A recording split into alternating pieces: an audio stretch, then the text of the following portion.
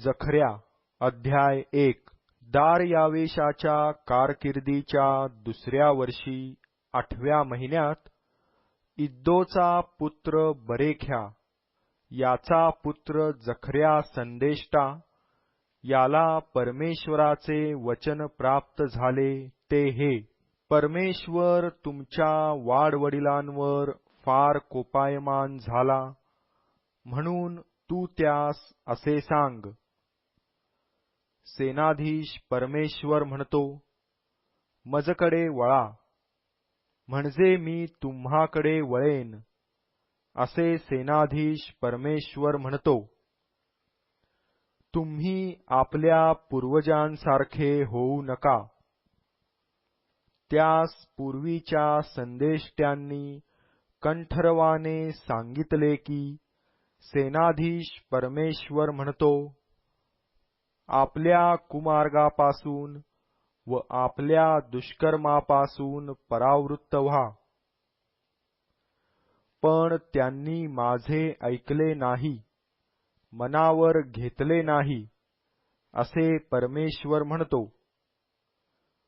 तुमचे पूर्वज आता कोठे आहेत? संदेष्टे तरी सर्व काळ जगतात काय? असे असता माझे सेवक म्हणजे संदेष्टे, यास जी वचने व नियम मी आज्ञापिले होते, त्यांनी तुमच्या पूर्वजास गाठिले नाही काय? तेव्हा त्यांनी वळून म्हटले, आमचा आचार व कर्मे याप्रमाणे आमचे करण्याचा सेनाधीश परमेश्वराचा मानस होता, त्याप्रमाणे त्याने आमचे केले आहे. दार यावेशाच्या कारकिर्दीच्या दुसऱ्या वर्षी 11व्या म्हणजे शबाट महिन्याच्या 24व्या दिवशी इद्दोचा पुत्र बरेख्या याचा पुत्र जखर्या संदेष्टा याला परमेश्वराचे वचन प्राप्त झाले ते हे, मला रात्री दृष्टांत झाला तो असा, एक मनुष्य तांबड्या घोड्यावर स्वार झाला असून तळवटीतल्या मेंदीच्या झुडपांमध्ये उभा होता. त्याच्या मागे तांबडे, सावळे व पांढरे घोडे होते. मी म्हणालो, माझ्या प्रभू, हे कोण आहेत? तेव्हा मजबरोबर भाषण करणारा दिव्यदूत म्हणाला, हे कोण आहेत ते मी तुला दाखवितो. तेव्हा मेंदीच्या झुडपात उभे असलेल्या पुरुषाने उत्तर दिले की, पृथ्वीवर फेरी करण्यासाठी परमेश्वराने ज्यास पाठविले ते हे. तेव्हा त्यांनी मेंदीच्या झुडपात उभे असलेल्या परमेश्वराच्या दिव्यदूताला उत्तर दिले की, आम्ही पृथ्वीतून फेरी करून आलो आहो. पहा, सर्व पृथ्वी स्वस्थ व शांत बसली आहे. तेव्हा परमेश्वराचा दिव्यदूत म्हणाला, हे सेनाधीश परमेश्वरा, तू आज 70 वर्षे यरुशलेम व यहुदाची नगरे यावर कोपायमान झाला आहेस. त्यावर तू कोठवर करुणा करणार नाहीस. तेव्हा मजबरोबर भाषण करणाऱ्या दिव्यदूताला परमेश्वर चांगले व सांत्वनदायक शब्द बोलला. मग मजबरोबर भाषण करणारा दिव्यदूत मला म्हणाला, असे जाहीर कर की, सेनाधीश परमेश्वर म्हणतो, यरुशलेम व सियोन याविषयी मी अतिशयित ईर्ष्यायुक्त झालो आहे. जी राष्ट्रे स्वस्थ आहेत त्यावर माझा राग फार पेटला आहे, कारण मी थोडासा रागवलो होतो, पण त्यांनी अरिष्ट वाढविले. यास्तव परमेश्वर म्हणतो, मी करुणायुक्त होऊन पुन्हा यरुशलेमेकडे वळत आहे. त्यात माझे मंदिर बांधितील असे सेनाधीश परमेश्वराचे म्हणणे आहे. यरुशलेमेवर मापनसूत्र लावितील. पुनः पुकारून सांग की सेनाधीश परमेश्वर म्हणतो, माझी नगरे पुन्हा सुबत्तेने भरून जातील. परमेश्वर पुन्हा सियोनेचे सांत्वन करील. तो पुन्हा यरुशलेमेस निवडील. मी आपले डोळे वर करून पाहिले, तो पहा, 4 शृंगे दृष्टीस पडली. मजबरोबर भाषण करणाऱ्या दिव्य दूताला मी विचारिले, ही काय आहेत? त्याने मला म्हटले, ज्यामुळे यहूदा, इस्रायल व यरुशलेम ही परागंदा झाली आहेत, ती ही शृंगे. आणखी परमेश्वराने मला 4 लोहार दाखविले. मी विचारिले, यांचे येथे काय काम? तो मला म्हणाला, ज्यांनी यहूदास परागंदा करून कोणास आपले डोके वर काढू दिले नाही, ती ही शृंगे आहेत. परंतु आता त्यास भेदरवून सोडावे व ज्या राष्ट्रांनी यहूदास परागंदा करण्यासाठी त्याच्या भूमीविरुद्ध आपले शृंग उचलिले, त्यांची शृंगे पाडून टाकावी म्हणून हे आले आहेत. जखर्या अध्याय 2. मी आपले डोळे वर करून पाहिले, तो पहा, एक मनुष्य हातात मापनसूत्र घेऊन उभा आहे. तेव्हा मी विचारिले, तू कोठे जात आहेस? तो मला म्हणाला, यरुशलेमेचे माप घेण्यास, म्हणजे त्याची लांबी रुंदी पाहण्यास मी जात आहे. आणि पहा, मजबरोबर भाषण करणारा दिव्यदूत जाऊ लागला. तेव्हा दुसरा दिव्यदूत त्यास भेटावयास आला. तो त्यास म्हणाला, धावत जाऊन त्या तरुणास असे सांग, यरुशलेमेत मनुष्ये व गुरेढोरे फार झाल्यामुळे भिंती नसलेल्या खेड्यांप्रमाणे तिच्यात वस्ती होईल. परमेश्वर म्हणतो, तिच्या सभोवार मी तिला अग्नीचा कोट होईन व तिच्या ठाई मी तेजोरूप होईन. अहो, तुम्ही उत्तरेकडील देशाहून पळून या, असे परमेश्वर म्हणतो. मी तर तुम्हास आकाशातील चारी वाऱ्यांप्रमाणे चोहोकडे विखरिले आहे, असे परमेश्वर म्हणतो.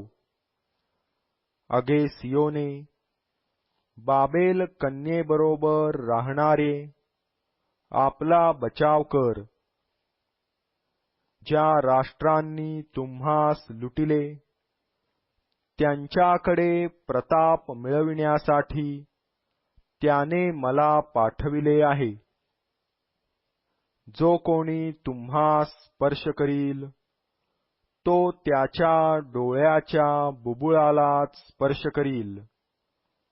कारण सेनाधीश परमेश्वर म्हणतो, पहा, मी आपला हात त्याजवर उगारीन व त्यांची सेवा करणारे त्यास लुटतील.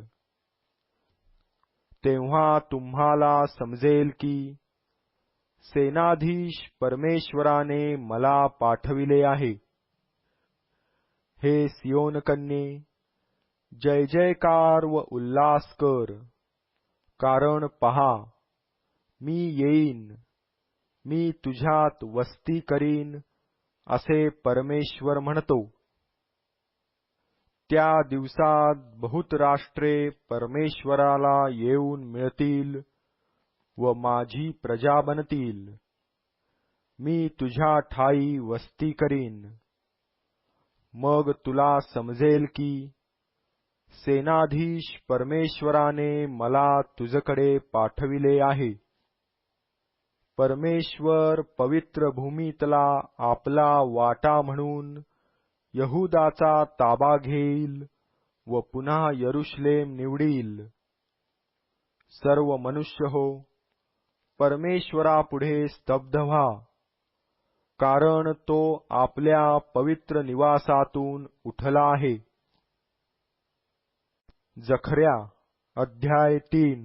तेव्हा मुख्य याजक यहोशवा हा परमेश्वराच्या दिव्य दूतासमोर उभा आहे व त्याचा विरोध करण्यासाठी सैतान त्याच्या उजवीकडे उभा आहे असे त्याने मला दाखविले.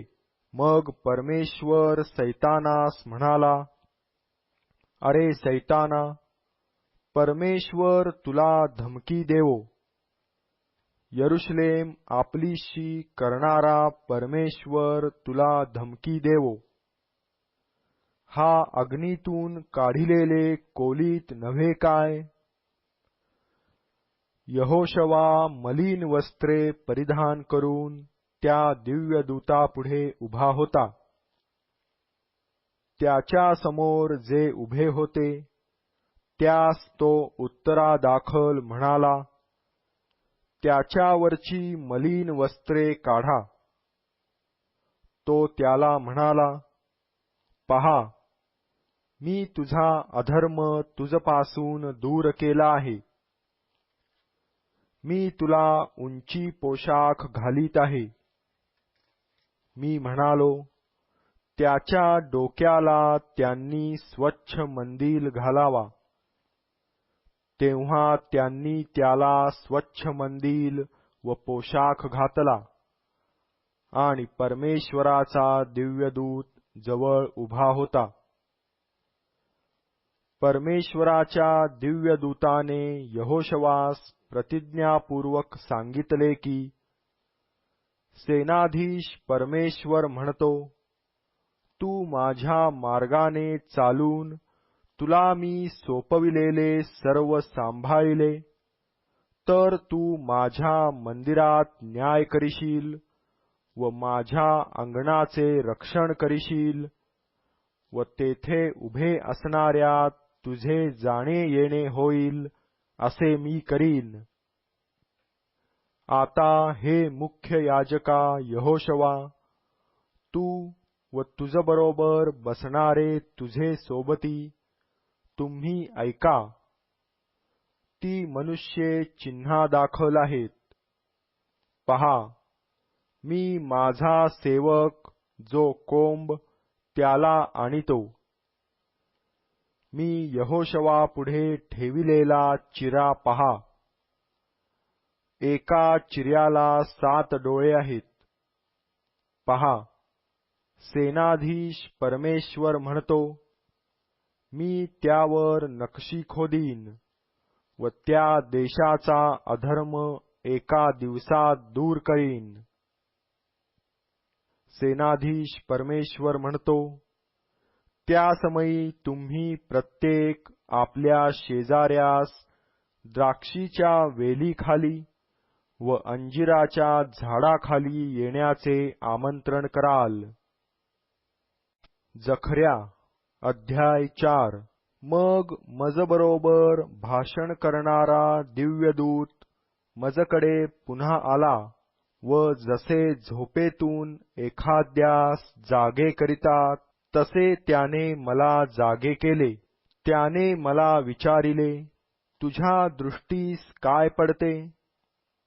मी म्हणालो, माझ्या दृष्टीस असे पडते की एक सबंध सोन्याचा दीपवृक्ष आहे.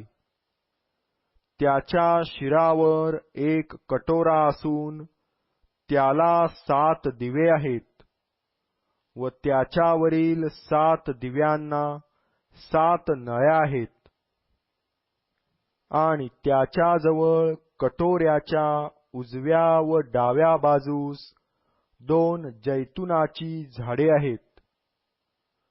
तेव्हा मजबरोबर भाषण करणाऱ्या दिव्य दूताला मी विचारिले, माझ्या प्रभो, ही काय आहेत?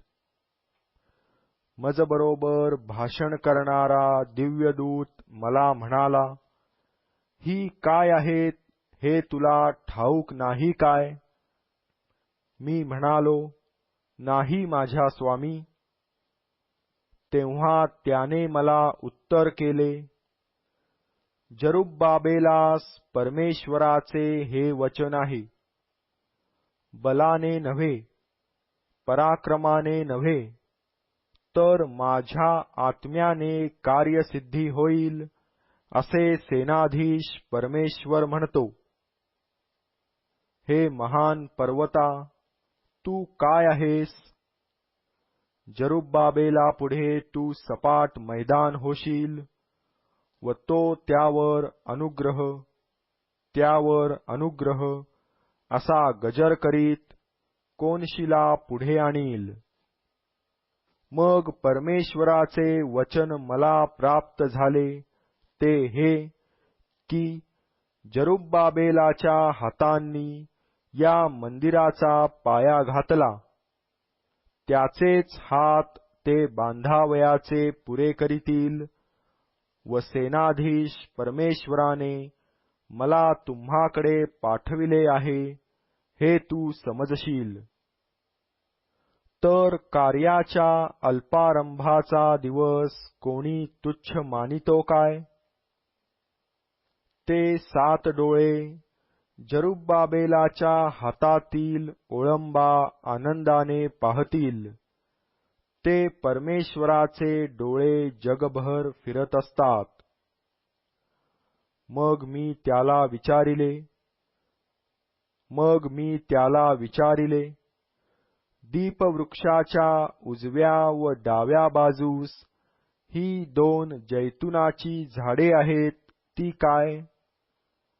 दुसऱ्यांदा मी त्याला विचारिले, या 2 सुवर्णाच्या तोट्यांजवळच्या सुवर्णरूप तेलाचा प्रवाह स्त्रवणाऱ्या ह्या 2 जैतुनाच्या फांद्या काय आहेत? त्याने मला म्हटले, त्या काय आहेत हे तुला ठाऊक नाही काय? मी म्हटले, नाही माझ्या स्वामी. तेव्हा त्याने म्हटले, अखिल पृथ्वीच्या प्रभूजवळ उभे राहणारे हे 2 अभिषिक्त आहेत. जखर्या अध्याय 5.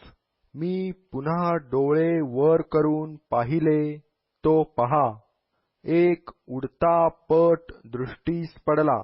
त्याने मला विचारिले, तुला काय दिसते?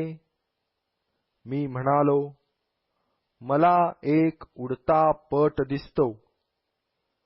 त्याची लांबी 20 हात व रुंदी 10 हात आहे. तो मला म्हणाला, या सर्व देशाला प्राप्त होणारा शाप तो हा पट आहे. चोरी करणाऱ्या सर्वांस या लेखानुसार एका बाजूने घालवितील व खोटी शपथ वाहणाऱ्या सर्वांस या लेखानुसार दुसऱ्या बाजूने घालवितील. सेनाधीश परमेश्वर म्हणतो, मी हा पट चालविला आहे. तो चोराच्या घरात व माझ्या नामाची खोटी शपथ घेणाऱ्याच्या घरात शिरेल. तो त्याच्या घरात बिऱ्हाड करून राहील आणि त्याच्या तुळ्यांचे व चिऱ्यांचे भस्म करील. मग मजबरोबर भाषण करणारा दिव्यदूत पुढे येऊन मला म्हणाला, आता आपले डोळे वर करून काय जात आहे ते पहा. मी विचारिले, हे काय आहे? तो म्हणाला, ही चालली आहे ती एक एफा आहे. आणखी त्याने म्हटले की ही सर्व देशभर त्यांचे प्रतिरूप आहे. मी आणखी पाहिले, तो शिशाचे वाटोळे झाकण काढिले असून एफामध्ये एक स्त्री बसलेली आहे असे माझ्या दृष्टीस पडले. मग तो म्हणाला, ही स्त्री दुष्टता आहे. तेव्हा त्याने तिला एफामध्ये कोंबून तोंडावर शिशाचे वाटोळे झाकण बसविले. मग मी डोळे वर करून पाहिले, तो पहा, 2 स्त्रिया निघाल्या. त्यांच्या पंखात वारा भरला होता. त्यांचे पंख करकोचाच्या पंखासारखे होते. त्यांनी ती एफा उचलून आकाश व पृथ्वी यांच्या मधल्या मार्गाने नेली. मग मजबरोबर भाषण करणाऱ्या दिव्यदूताला मी विचारिले, ते ती एफा घेऊन कोठे जात आहेत? तो मला म्हणाला, शिनार देशात तिच्यासाठी घर बांधावे म्हणून ती ते नेत आहेत. ते तयार झाले म्हणजे ती तेथे तिच्या स्थानी स्थापितील. जखर्या अध्याय 6.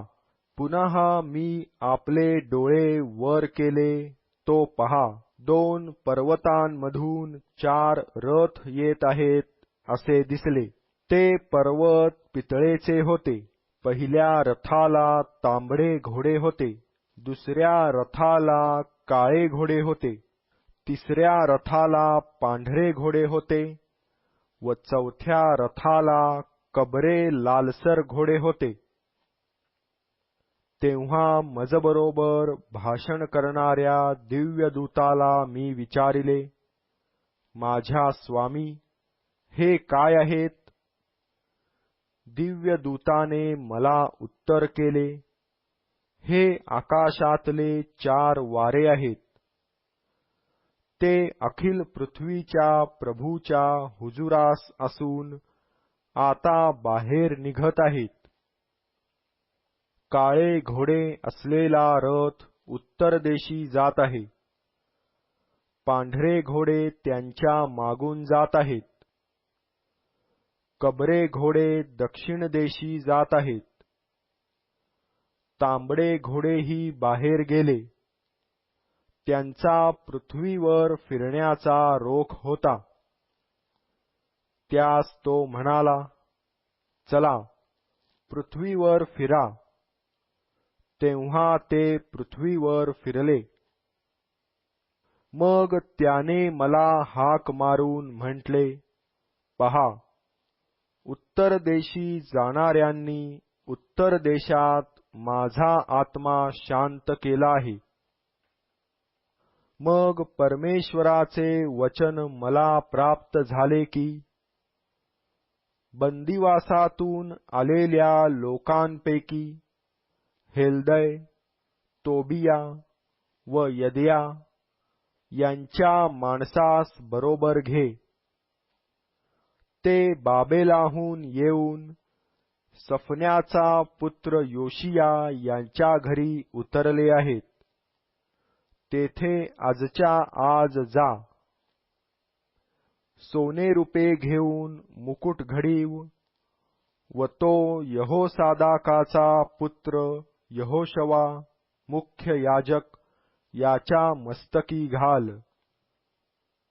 त्याला सांग की, सेनाधीश परमेश्वर म्हणतो, पहा, एक पुरुष ज्याचे नाव कोंब असे आहे, तो आपल्या स्थानी उगवेल व तो परमेश्वराचे मंदिर बांधील. तोच परमेश्वराचे मंदिर बांधील. तो वैभवशाली होईल व आपल्या सिंहासनावर बसून सत्ता चालवील. तो आपल्या सिंहासनावर याजकही होईल. या दोहोत शांततेची सल्लामसलत होईल. तो मुकुट हेलेम, तोबिया, यद्या व सफन्याचा पुत्र हेन यांचे परमेश्वराच्या मंदिरात स्मारक होईल. मग जे दूर आहेत ते येतील व परमेश्वराचे मंदिर बांधण्यास हातभार लावितील, आणि सेनाधीश परमेश्वराने मला तुम्हाकडे पाठविले आहे हे तुम्हाला कळून येईल. परमेश्वर तुमचा देव याचे तुम्ही लक्ष देऊन ऐकाल तर हे घडून येईल. जखर्या अध्याय 7. दार्यावेश राजाच्या कारकिर्दीच्या 4थ्या वर्षी असे झाले की 9व्या म्हणजे किसलेव महिन्याच्या चतुर्थीला परमेश्वराचे वचन जखर्यास प्राप्त झाले. तेव्हा बेथेलकरांनी शरेसर, रगेम्मेलेक व त्यांचे लोक यास परमेश्वराचा अनुग्रह मागण्यास आणि सेनाधीश परमेश्वराच्या मंदिरात राहणारे याजक व संदेष्टे यास असे विचारण्यास पाठविले की आम्ही वर्षानुवर्ष करीत आलो तसे 5व्या महिन्यात एकांती बसून रुदन करावे काय?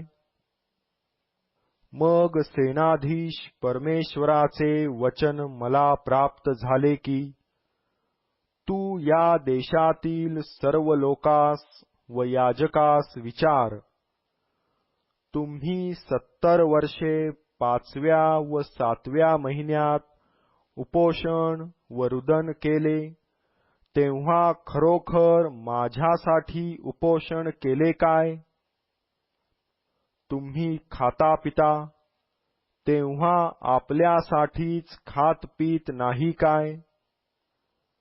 यरुशलेम वसलेले व आबादी आबाद होते आणि त्याच्या सभोवतालचे गाव तसेच दक्षिण देश व तळवट यात वस्ती होती. तेव्हा परमेश्वराने पूर्वीच्या आपल्या संदेष्ट्यांच्या द्वारे जी वचने पुकारून सांगितली ती ही नव्हेत काय?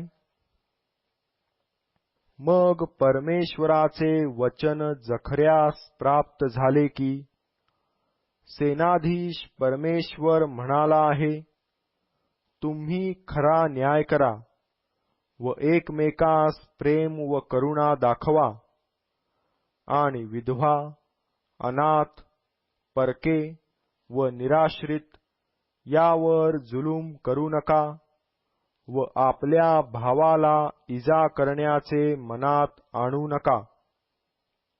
पण ते ऐकतना. त्यांनी मान ताठ केली व ऐकू नये म्हणून कान बंद केले.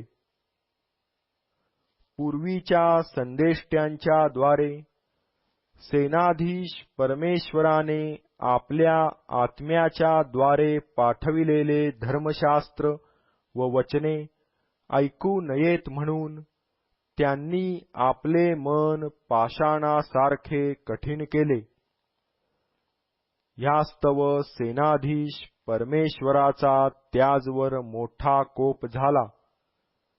तेव्हा असे झाले की तो हाक मारीत असता त्यांनी ऐकले नाही.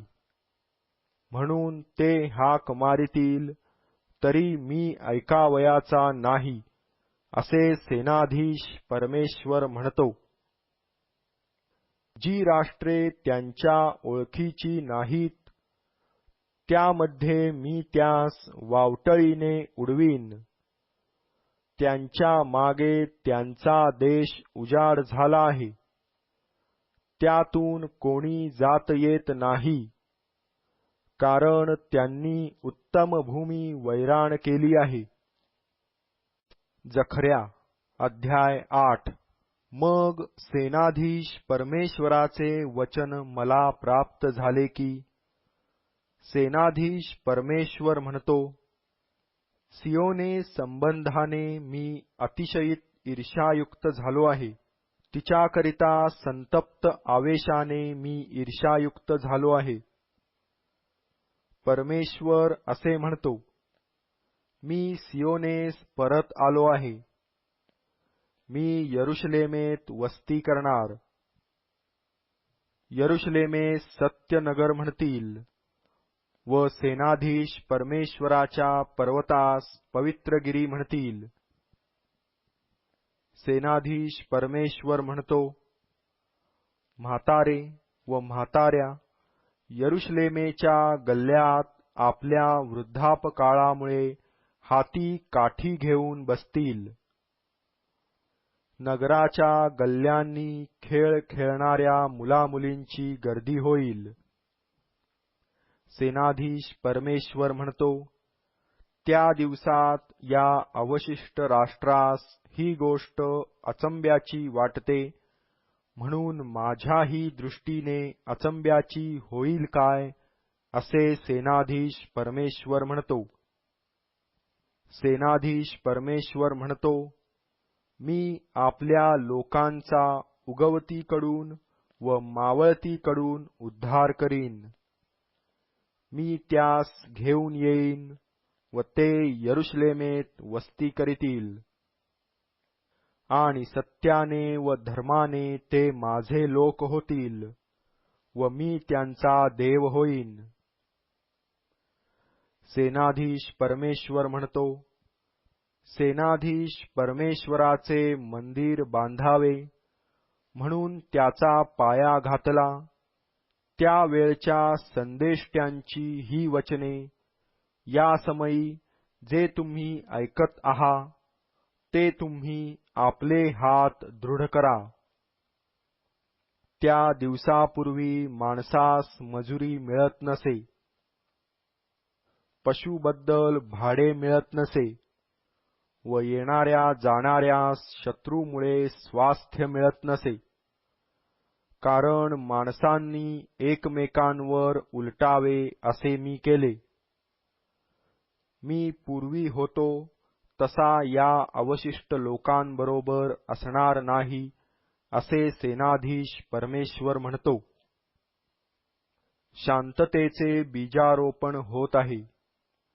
द्राक्षी आपले फळ देईल, भूमी आपला उपज देईल आणि आकाश आपले दहिवर देईल.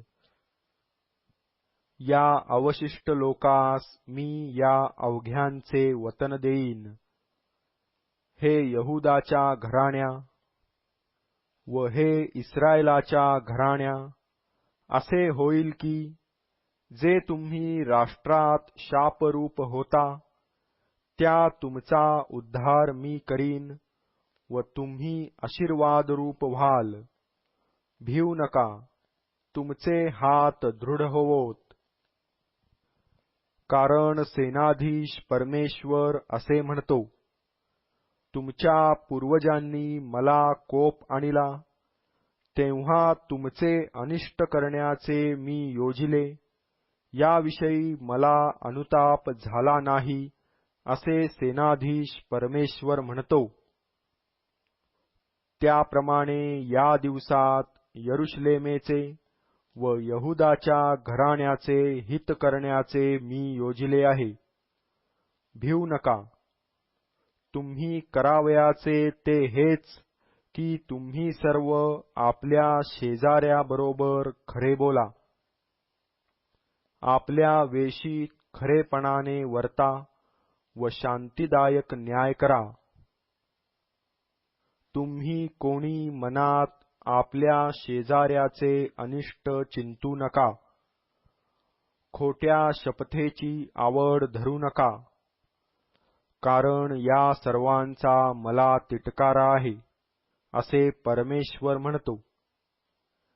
सेनाधीश परमेश्वराचे वचन मला प्राप्त झाले की, सेनाधीश परमेश्वर म्हणतो, 4थ्या, 5व्या, 7व्या व 10व्या महिन्यातले उपास यहूदाच्या घराण्यास हर्ष व आनंद देणारे होतील.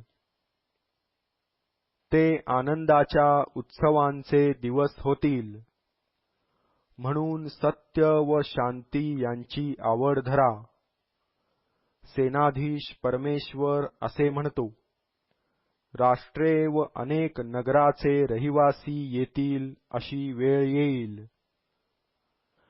एका नगराचे रहिवासी दुसऱ्या नगरास जाऊन म्हणतील, आपण त्वरेने जाऊन परमेश्वराजवळ अनुग्रह मागू व सेनाधीश परमेश्वराच्या चरणी लागू.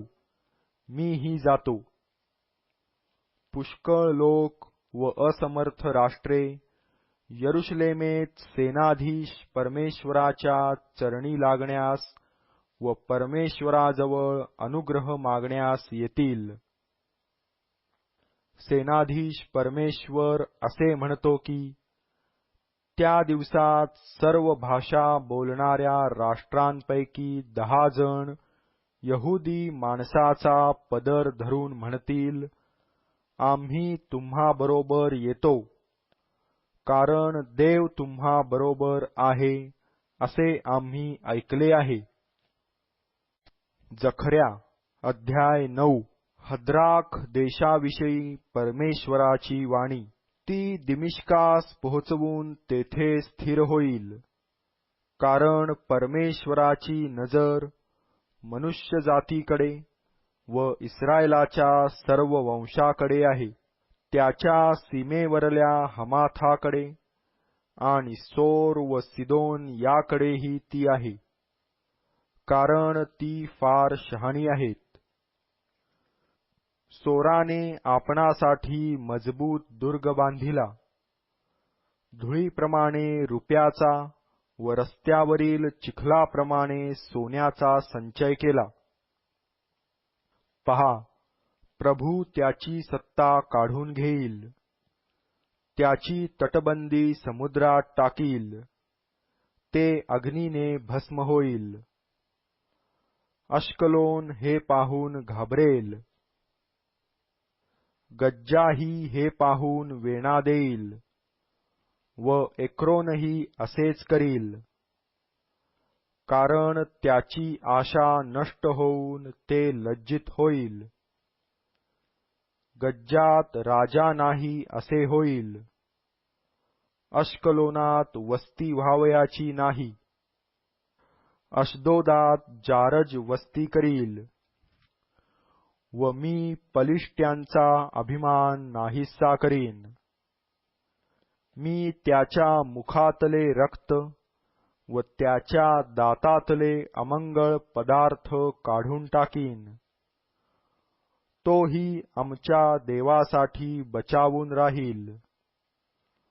तो यहुदातल्या सरदारासारखा होईल व एक्रोन यबूशासारखा होईल. कोणी येऊ जाऊ नये म्हणून मी सैन्य रोखण्यासाठी माझ्या मंदिराभोवती तळ देईन. जुलूम करणारा पुन्हा त्याजवर चाल करून जाणार नाही, कारण आता मी प्रत्यक्ष आपल्या डोळ्यांनी पाहिले आहे. सियोन कन्ये, जोराने आनंदाचा गजर कर. यरुशलेम कन्ये, गजर कर. पहा, तुझा राजा तुझकडे येत आहे. तो न्यायी व यशस्वी आहे. तो लीन आहे. गाढवावर, गाढवीच्या पिलावर म्हणजे शिंगरावर बसून येत आहे. एफ्राईमातले रथ, यरुशलेमेतले घोडे मी नष्ट करीन. युद्धधनुष्य तोडून टाकण्यात येईल. तो राष्ट्रांबरोबर शांतीच्या गोष्टी बोलेल. त्याचे अधिपत्य प्रत्येक समुद्रावर व फरात नदापासून तो पृथ्वीच्या दिगंतापर्यंत चालेल. तुझविषयी म्हणशील तर, तुझ्याबरोबर केलेल्या कराराच्या रक्तसिंचनामुळे मी तुझ्या बंदिवानास निर्जल गर्तेतून मुक्त करीन.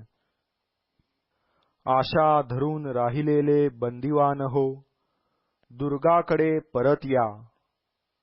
आज मी हे जाहीर करीतो की मी तुला दुप्पट प्रतिफळ देईन. मी यहुदा रूप धनुष्य वाकवून एफ्राईम रूप बाण लाविला आहे. हे सियोने, मी तुझ्या पुत्रास चेतवीन. हे ग्रीसा, त्यांना तुझ्या पुत्रांविरुद्ध चेतवीन. वीराच्या खड्गाप्रमाणे तुला करीन. त्यांच्यावरती परमेश्वर दृष्टीस पडेल. त्याचे बाण विद्युल्लतेसारखे सुटतील. प्रभू परमेश्वर रणशिंग फुंकील व दक्षिणेकडच्या वावटळीत कूच करील.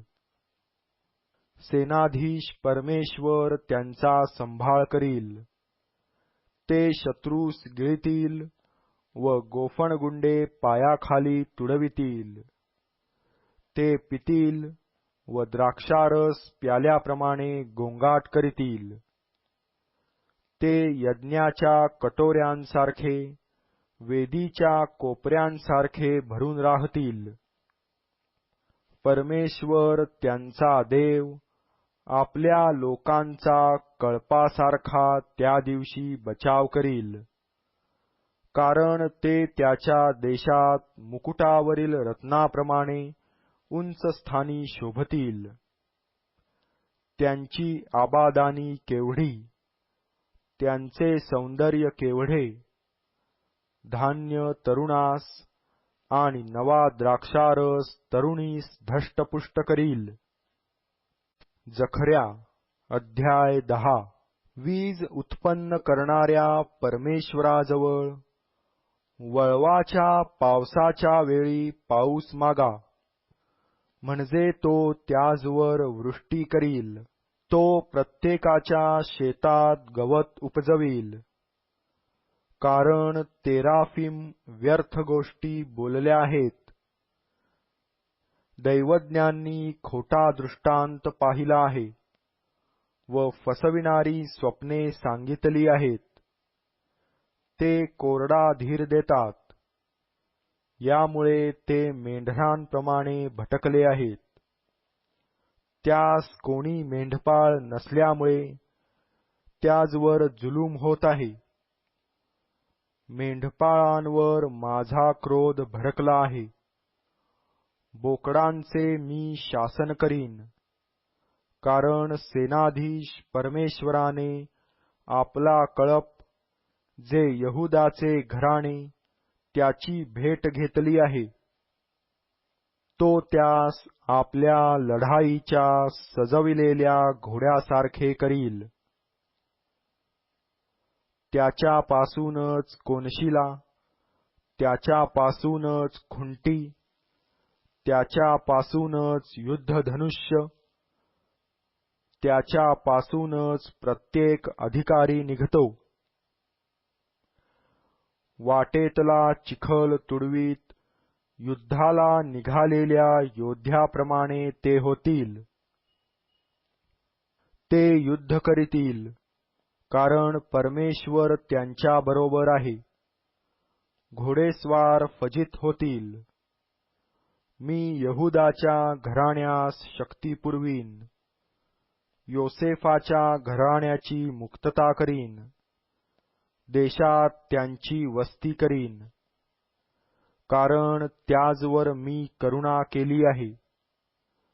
मी त्यांचा त्याग केलाच नाही असे ते होतील. कारण मी परमेश्वर त्यांचा देव आहे. मी त्यांचे ऐकेन. एफ्राईम वीरासारखा होईल.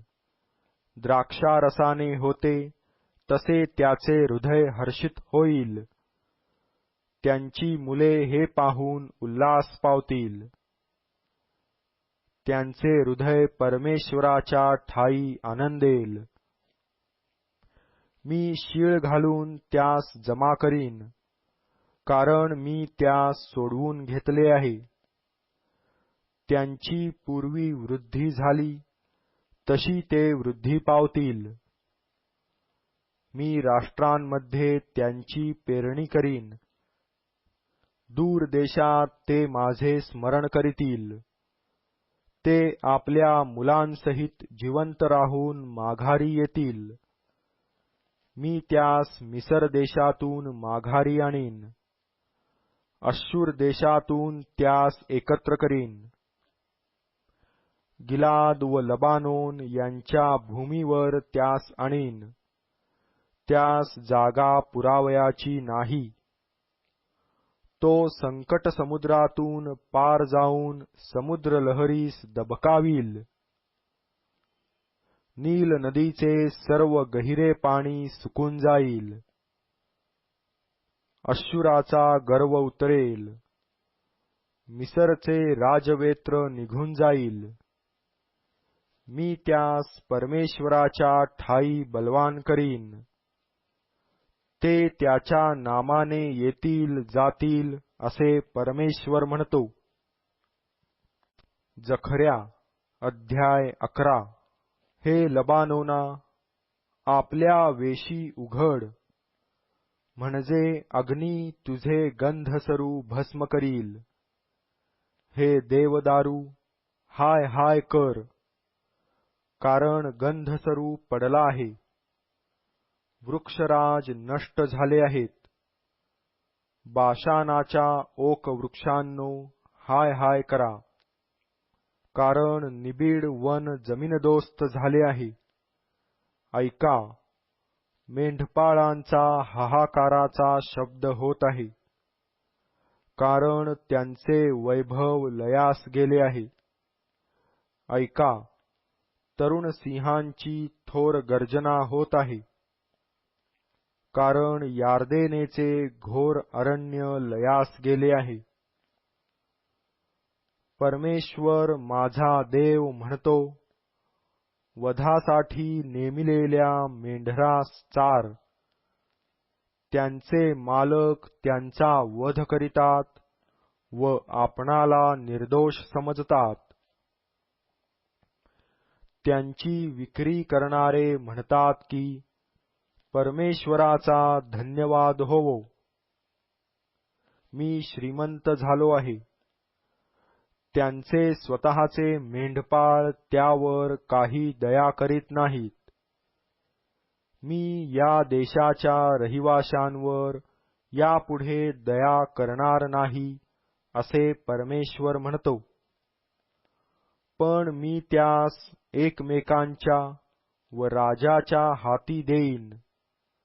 ते देश नष्ट करीतील व मी त्यास त्यांच्या हातातून सोडविणार नाही.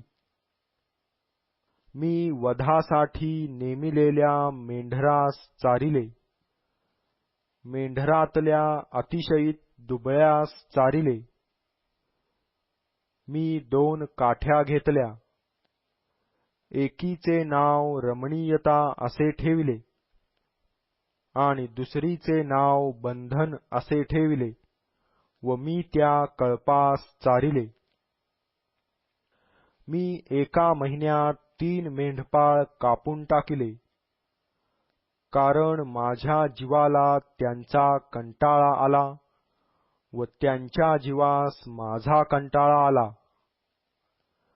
मग मी म्हणालो, मी यापुढे तुम्हास चारणार नाही.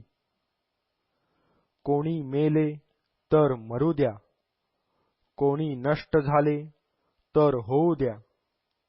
वाचून राहिलेल्यास एकमेकांचे मांस खाऊ द्या. सर्व राष्ट्रांबरोबर मी केलेला करार मोडावा म्हणून रमणीयता नावाची काठी मी घेतली आणि तिचे मोडून तुकडे केले. त्या दिवशी ती मोडली, तेव्हा ज्यांनी माझे ऐकले होते असे त्या कळपात असलेले अतिशयीत दुबळे समजले की हे परमेश्वराचे वचन आहे. मग मी त्यास म्हणालो, तुम्हास बरे दिसले तर मला माझे वेतन द्या, नाही तर जाऊ द्या. तेव्हा त्यांनी मला माझे वेतन 30 रुपये तोलून दिले. परमेश्वर मला म्हणाला, ज्यांनी जे माझे भारी मोल ठरविले ते कुंभारापुढे फेकून दे. तेव्हा ते 30 रुपये घेऊन मी परमेश्वराच्या मंदिरात कुंभारापुढे फेकून दिले. मग यहूदा व इस्रायल यांचे बंधुत्व मोडावे म्हणून मी बंधन नावाची माझी दुसरी काठी मोडिली.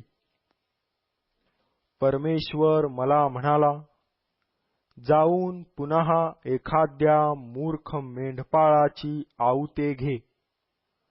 कारण पहा, मी देशात एक मेंढपाळ आणतो. तो मरावयाच्या लागास आलेल्यांकडे ढुंकून पाहणार नाही. भटकलेल्या मेंढरास तो धुंडणार नाही. मोडलेल्यास बरे करणार नाही. धडधाकटांचे तो पालन करणार नाही, तर पुष्ट मेंढरांचे मांस तो खाईल व त्याच्या खुरांचे तुकडे तुकडे करील. कळपास सोडून देणाऱ्या कवडीमोल मेंढपाळास धिक्कार असो. त्याच्या बाहूवर व त्याच्या उजव्या डोळ्यावर तरवार चालेल. त्याचा बाहू सुकेल. त्याचा उजवा डोळा अगदी अंध होईल. जखर्या अध्याय 12. इस्रायलाविषयी परमेश्वराची वाणी. आकाश पसरणारा, पृथ्वीचा पाया घालणारा व मनुष्याच्या अंतर्यामी आत्मा निर्माण करणारा परमेश्वर म्हणतो, पहा, मी यरुशलेमेस तिच्या सभोवतालच्या सर्व राष्ट्रास भेलकंडविणाऱ्या कटोऱ्यासारखे करीतो. यरुशलेमेला घेरीतील तेव्हा यहूदाचीही तीच गत होईल.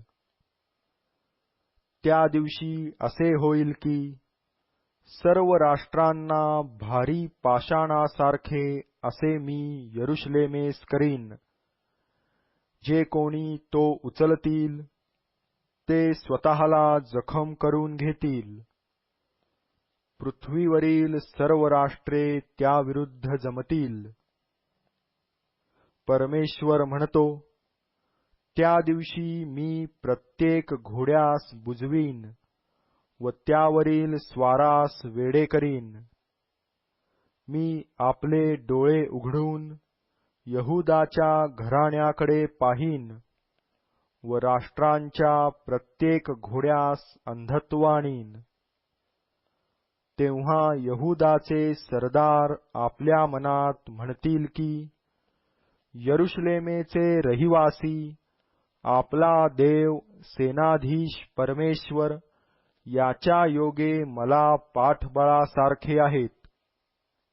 त्या दिवशी मी यहूदाच्या सरदारास लाकडाखालच्या अगटीसारखे, पेंढ्याखालच्या जळत्या मशालीसारखे करीन. ते उजवीकडील व डावीकडील सभोवतालच्या सर्व राष्ट्रास खाऊन टाकीतील. यरुशलेम आपल्या पूर्वीच्या जागी म्हणजे यरुशलेमेच्या जागी पुन्हा वसेल. परमेश्वर प्रथम यहूदाचे डेरे बचावील, म्हणजे दाविदाच्या घराण्याचे वैभव आणि यरुशलेम निवासी जनांचे वैभव यहूदावर वरचढ व्हावयाचे नाही. त्या दिवशी परमेश्वर यरुशलेमे निवाशांचे रक्षण करील. त्या दिवशी त्यातला निर्बल दाविदासमान होईल व दाविदाचे घराणे देवासमान म्हणजे अर्थात त्यांच्या अग्रगामी परमेश्वराच्या दिव्यदूतासमान होईल. त्या दिवशी असे होईल की यरुशलेमेवर चढाई करून येणाऱ्या सर्व राष्ट्रांचा नाश करण्याची मी खटपट करीन आणि मी दाविदाच्या घराण्यावर व यरुशलेम निवाशांवर कृपा व विनवणी यांच्या आत्म्याचा वर्षाव करीन, आणि ज्या मला त्यांनी विंधिले त्या मजकडे ते पाहतील. एकुलत्या एका पुत्रासाठी शोक करावा तसे ते त्यासाठी शोक करीतील. ज्येष्ठ पुत्राबद्दल जसा कोणी अत्यंत खेद करीतो तसा ते त्याबद्दल खेद करीतील. त्या दिवशी मगिद्दोनाच्या खोऱ्यातील हदाद्रिमोनाच्या आकांताप्रमाणे यरुशलेमेत मोठा आकांत होईल. देश आक्रंदन करील, प्रत्येक कुटुंब वेगवेगळे आक्रंदन करील. इकडे दाविदाचे घराणे व इकडे त्याचा स्त्रीवर्ग, इकडे नाथानाचे घराणे व इकडे त्याचा स्त्रीवर्ग, इकडे लेवीचे घराणे व इकडे त्याचा स्त्रीवर्ग, इकडे शिमीचे घराणे व इकडे त्याचा स्त्रीवर्ग. उरलेल्या सर्व घराण्यातले लोक वेगळे व त्यांचा स्त्रीवर्ग वेगळा असे ते आक्रंदन करीतील. जखर्या अध्याय 13. पाप व अशुद्धता ही दूर करण्यास त्या दिवशी दाविदाच्या घराण्यासाठी व यरुशलेम निवाशांसाठी एक झरा फुटेल.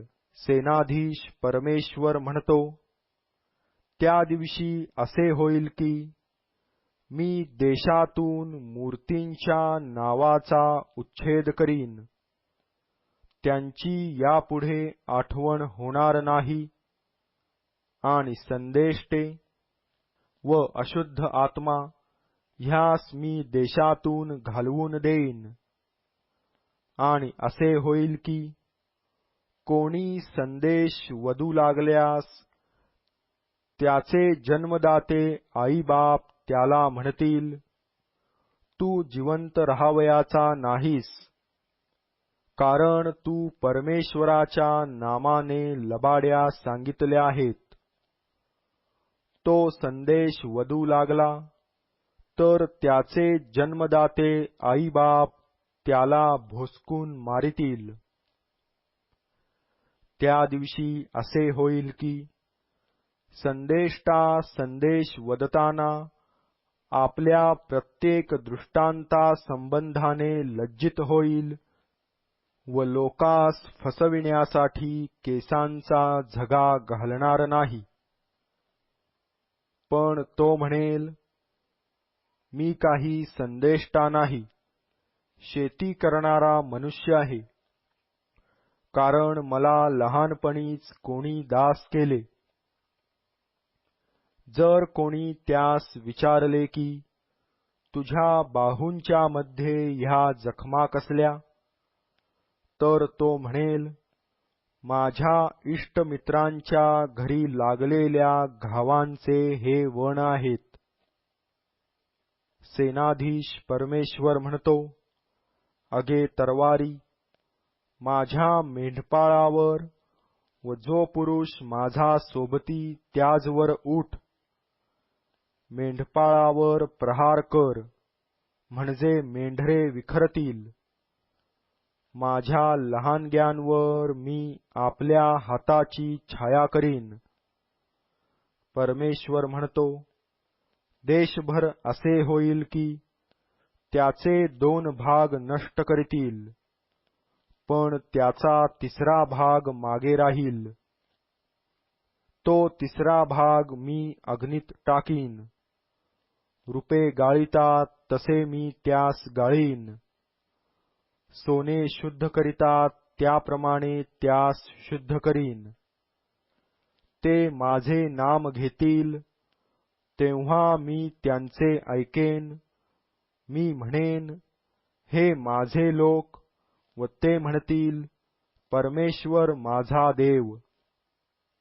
जखर्या अध्याय 14. पहा, परमेश्वराचा दिवस येत आहे. त्या दिवशी तुझी लूट तुझ्या वस्तीत वाटून घेतील. यरुशलेमेबरोबर लढण्यास चढाई करून यावे, म्हणून मी सर्व राष्ट्रास जमा करीन. ते नगर हस्तगत करीतील, घरे लुटितील, स्त्रियांना भ्रष्ट करीतील. अर्धे नगर बंदिवासात जाईल, तरी अवशिष्ट लोक नगरातून नाहीतसे होणार नाहीत. तेव्हा परमेश्वर पुढे सरसावेल. पूर्वी युद्धसमयी ज्या प्रकारे त्याने युद्ध केले, त्या प्रकारे त्या राष्ट्रांबरोबर तो युद्ध करील. आणि त्या दिवशी यरुशलेमेसमोर पूर्वेस असलेल्या जैतून झाडांच्या डोंगराला त्याचे पाय लागतील. तेव्हा जैतून झाडांचा डोंगर पूर्व पश्चिम दुभागून मध्ये एक मोठे खोरे उत्पन्न होईल. अर्धा डोंगर उत्तरेकडे व अर्धा डोंगर दक्षिणेकडे सरेल. तुम्ही माझ्या डोंगराच्या खोऱ्याकडे धावाल, कारण डोंगरांचे खोरे आसलापर्यंत जाऊन भिडेल. व यहुदाचा राजा उज्जिया याच्या काळात झालेल्या भूमिकंपापासून जसे तुम्ही पळाला तसे पळाल. परमेश्वर माझा देव येईल. तुझ समागमे तुझे सर्व भक्त येतील. आणि त्या दिवशी असे होईल की प्रकाश असणार नाही. प्रकाशमान ज्योती विरघळून जातील. तो एक विशेष दिवस होईल. तो परमेश्वरालाच ठाऊक. तो ना धड दिवस ना धड रात्र असा होईल. तरी असे होईल की संध्याकाळी प्रकाश राहील.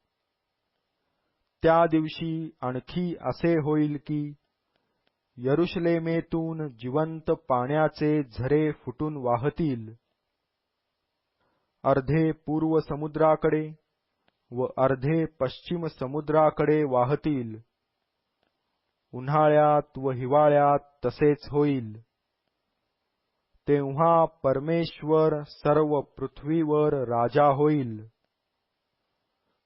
त्या दिवशी परमेश्वर तेवढा व त्याचे नाम तेवढे राहील. तेव्हा सर्व देश यरुशलेमेच्या दक्षिणेस असलेली गेबा व रिम्मोन यामधील अराबाप्रमाणे होईल. यरुशलेमेचा उद्धार होऊन बन्यामिनाच्या वेशीपासून पहिल्या वेशीपर्यंत, कोपराच्या वेशीपर्यंत, तसेच हनामेलाच्या बुरुजापासून राजाच्या द्राक्षकुंडापर्यंत ते आपल्या स्थळी वसेल. लोक त्यात वस्ती करीतील. यापुढे त्यावर शाप राहावयाचा नाही, तर ते निर्भय असे वसेल. तेव्हा ज्या राष्ट्रांनी यरुशलेमेबरोबर लढाई चालविली, त्या सर्वांचा संहार परमेश्वर ज्या मरीने करील ती ही.